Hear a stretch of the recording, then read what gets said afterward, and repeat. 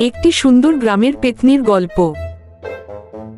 ভিডিওটা ভালো লাগলে একটা লাইক দিবেন আর চ্যানেলটা সাবস্ক্রাইব করবেন। রাত করে মোড়ল আর কৃষক গ্রামের পথে হেঁটে যাচ্ছিল। তাড়াতাড়ি পাচালা, রামু পেত্নী আসলে আর বাড়ি ফেরা হবে না। শুনলাম গ্রামে নাকি পেতনি আছে, তাই ভাবছি পেতনিকে ধরবো। তোমার কি মাথা খারাপ হয়ে গেছে? পেত্নিকে ধরতে গেলে তোমায় চিবিয়ে খাবে।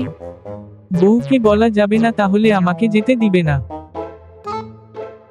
তারপর রামু চুপি চুপি ঘর থেকে বের হলো।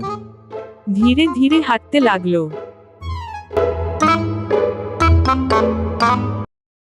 হঠাৎ বিদ্যুৎ চমকাতে লাগলো।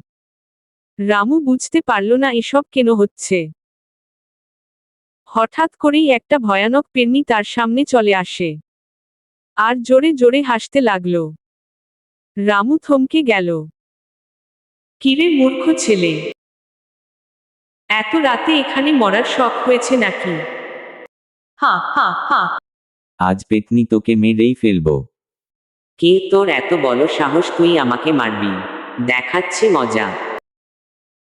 তাই বলে সে তার দিকে এগিয়ে যেতে লাগলো।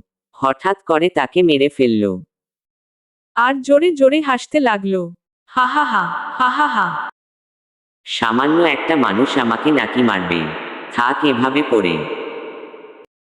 তাই বলে পেতনি চলে গেল। এই গল্প থেকে আমরা বুঝি